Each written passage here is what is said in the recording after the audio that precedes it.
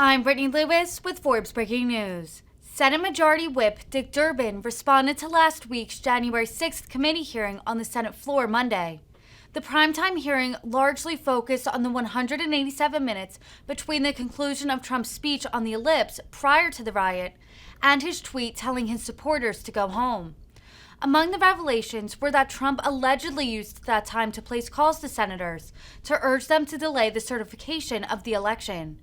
Durbin said that what makes the facts from the Capitol riot, quote, even more shocking and credible is that they've been revealed under oath, not by former President Trump's political foes, but by people who once believed in him.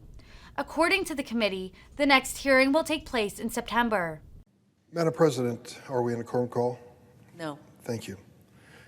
Madam President, like 17 million other Americans, I watched the January 6th committee and its latest session last Thursday night. For 2 hours, I was there watching closely as they presented witnesses and evidence of the obvious. It reminded me, Madam President, that our committee, the Senate Judiciary Committee, last October, released a report that showed in alarming detail how former President Donald Trump tried to bully the Justice Department into overturning an election which he lost. Our report showed just how aggressively the defeated president tried to hold on to power, how some within the Justice Department were actually conspiring to help him, and how hard the department's leadership had to work to prevent Trump's illegal scheme from succeeding. We knew when we produced our report that it was just one chapter in an intricate plot to subvert America's democracy. In 8 public hearings over the last 6 weeks, the House Select Committee to investigate January 6th attack on the U.S. Capitol has laid out in clear and chilling detail more chapters in the plot to overturn the 2020 presidential election. The facts are damning. What makes them even more shocking and credible is that they've been revealed under oath, not by former President Trump's political foes, but by people who once believed in him, people who worked with him for years, close aides, advisors, even his own family members. Madam President, I'm sure you remember January 6, 2021. Those of us who were in this chamber that day will never forget it. We were here in the Senate to count the electoral ballots forwarded from the states to the Senate and the House to confirm the results of the 2020 presidential election. We heard the furious mob outside. They attacked Capitol police officers with hockey sticks, iron bars, toxic bear spray, flagpoles, whatever weapons they could find. The Trump mob was on the march. They smashed windows and doors, broke into this Capitol building. Capitol police officers ordered the senators to evacuate the chamber immediately. I remember it well. They first told us, well, wait here, this will be a safe room. 10 minutes later, they said, leave through these back doors as quickly as you can. The mob has taken over the Capitol. We rushed to a secure location. For hours, as the Capitol Police and D.C. Metropolitan Police battled the mob in brutal hand-to-hand combat, we asked the same questions. Where's the protection? Where's the National Guard? Where's the president? Donald Trump set this carnage in motion by riling up his supporters with the big lie and ordering them to march on the Capitol. And we thought to ourselves, why won't he tell them to stop? This has gone too far. The public hearings of the January 6th committee have answered the question in frightening detail, where was the president? We now know from last Thursday's hearing, Donald Trump knew within 15 minutes of finishing his remarks that the mob was on its way to attack this building and the people inside. What did he do? What did President Trump do for 3 hours and 7 minutes? He sat in his private dining room next to the Oval Office watching the violence on TV. He refused to contact his national security leaders to defend the Capitol of the United States of America. He refused pleas from congressional leaders of both parties, from his own staff and family, from his allies in the media, at Fox News, to call off the mob. He refused to walk less than 60 seconds to the White House briefing room and to make a simple statement asking the violence to stop. He was silent, and he watched Fox News every second of that 3 hours and 7 minutes. We learned that members of Vice President Pence's Secret Service detail actually thought that they might die as they confronted this mob. As some of those agents made what they feared might be their last calls to their families to tell them that they loved them, President Donald Trump sent out a tweet telling the mob that Vice President Pence had betrayed them. Instead of calming the riot, Donald Trump poured gasoline on the fire. Illinois Representative Adam Kinzinger, a Republican member of the January 6th committee, summed it up well. He said, and I quote, "Trump didn't fail to act. He chose not to act. Only when it was clear that his coup had failed did Donald Trump reluctantly record a video telling his supporters to leave the Capitol and go home, and carefully chose his words, we could tell from the outtakes, not to concede the big lie. Not a word of condemnation about the violence, not a word of concern for the police officers who battled that mob to protect our safety and our democracy. More than 140 police officers, Capitol Police, DC Metropolitan Police, suffered serious injuries on January 6th. Where is this president who loved law and order? Silently watching on Fox. Over the next few days and weeks, sadly, several officers who defended the Capitol died. Not a word from former President Trump. In the committee's earlier hearings, we learned how the president had ignored his own aides and advisors and relentlessly pressed false claims of voter fraud, listening to his gifted legal counsel, Rudy Giuliani, even when he was told repeatedly that these claims were wrong. We learned how he pressured Vice President Pence to go along with the plan to overturn his loss, even after he was told by the experts around him, President Trump, it would be illegal. We learned how President Trump pressed elected leaders in key states to change the vote totals in their states. When that failed, he pressed allies to send false slates of electors that would make him the winner. We learned how he summoned a mob to Washington and turned them loose on this building, even after being told the mob was carrying weapons. And even after all the harm his big lie has done to our democracy, he's still relentlessly peddling it.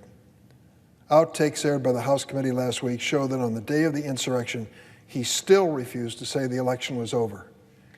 This little man just can't bring himself to accept reality. Wisconsin's Assembly Speaker, who happens to be a Republican, said that Donald Trump called him to urge him to overturn the state's vote in the 2020 election. When did he call him? 2 weeks ago.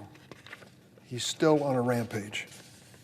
The Senate will soon consider a bipartisan electoral count reform act to make it plain that a presidential election cannot be overturned by wrongful partisan interference by a vice president or any state or congressional officials. I support this effort. Senators Klobuchar, King, and I offered our own ideas several months ago on this anticipated Electoral Act reform. I hope that this bipartisan effort can get 60 votes in the Senate. I hope that 10 Republicans will join us in modernizing this law so it works for today. It was written in haste in the middle of a political controversy in the 19th century. Some of the sections of that law are almost unintelligible. Let's clarify it. Let's give the American people an assurance that we learned a lesson January 6, 2021, and in that election that preceded it. And in that lesson, we learned the American people want their votes to count accurately, honestly, and fairly. Ultimately, however, the only way we can protect our elections and our democracy is by respecting the rule of law and the will of the American people and telling them the truth. By laying out the truth clearly for the American people and for history, the January 6th committee is performing an invaluable public service. They deserve our respect. One closing comment. There wasn't supposed to be a committee in the House of Representatives, Madam President. You remember, and I do too. The proposal was for a bipartisan commission to be created to investigate this travesty on January 6th as they had investigated 9/11. Take politics out of it. Take elected officials out of it.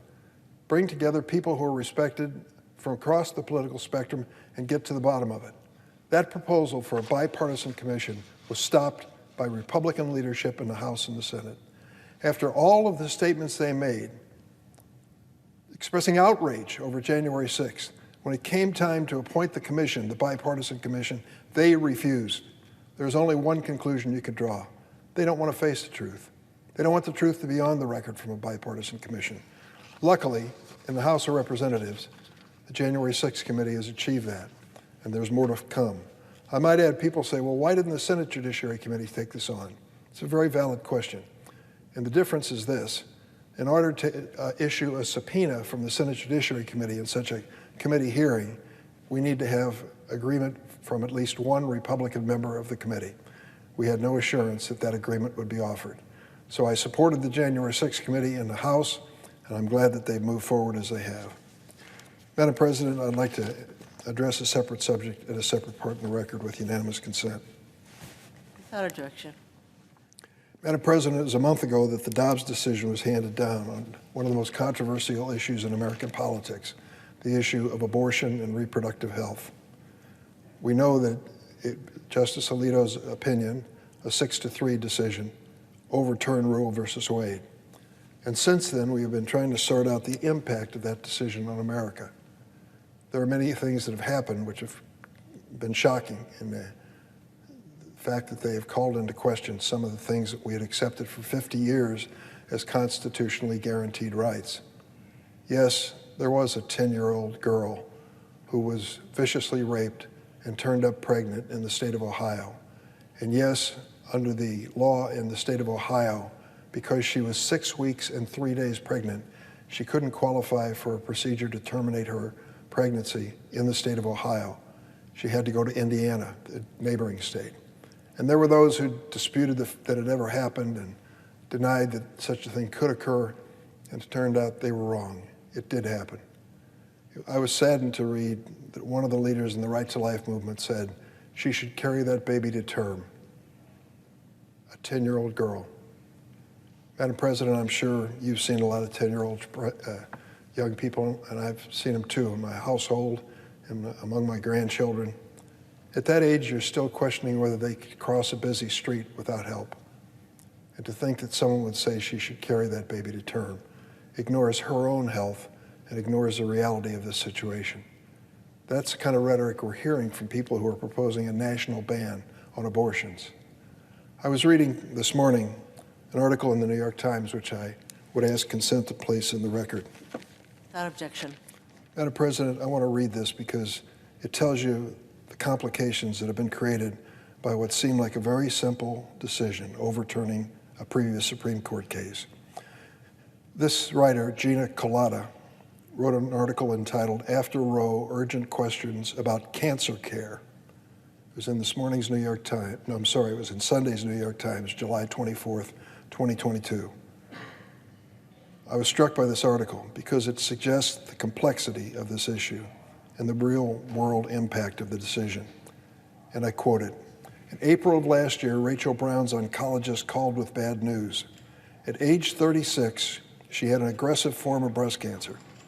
The very next day, she found out she was pregnant after nearly a year of trying with her fiancé to have a baby. She'd always said she would never have an abortion, but the choices she faced were wrenching. If she had the chemotherapy that she needed to prevent the spread of her cancer, she could harm the baby. If she didn't have it, the cancer could spread and kill her. She had 2 children, ages 2 and 11, who would lose their mother.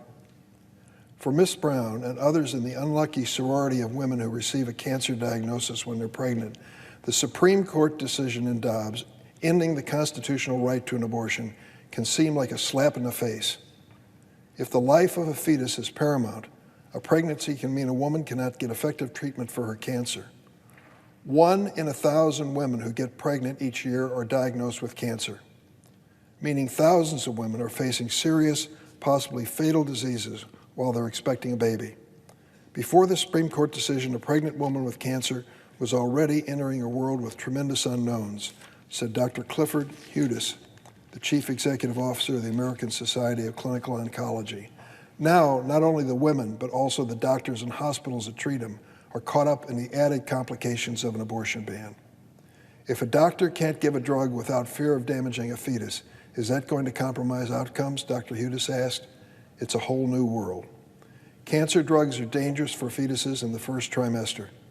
Although older chemotherapy drugs are safe in the second and third, the safety of newer and more effective drugs is unknown, and doctors are reluctant to give them to a pregnant woman. This woman decided to terminate her pregnancy, take the cancer therapy, and save her life. She closes with the following statements. Having gone through that grueling treatment, she wondered how she could ever have handled having a newborn baby and her other 2 children to care for. My bones ached. I couldn't walk for more than a few steps without being out of breath. It was hard to get nutrients because of nausea and vomiting, she said. The Supreme Court decision hit her hard. Quote, I felt like the reason I did what I did didn't matter, she said. My life didn't matter, and my children's lives didn't matter. It didn't matter if I lost my life because I was being forced to be pregnant. That is the reality today. I hear my colleagues come to the floor with absolute certain moral clarity on this issue. I have learned during the course of my life and my public life that there is not that element of certainty when it comes down to real life. And to jeopardize the health, the safety, even the life of a mother in this circumstance, and to leave doctors wondering if they have criminal liability for professional medical care is something this nation should never see. But we face it now, and it's up to us to show leadership and come together, I hope, and bring back the constitutional protections that have been in the case for 50 years in this country. Madam President, I yield the floor.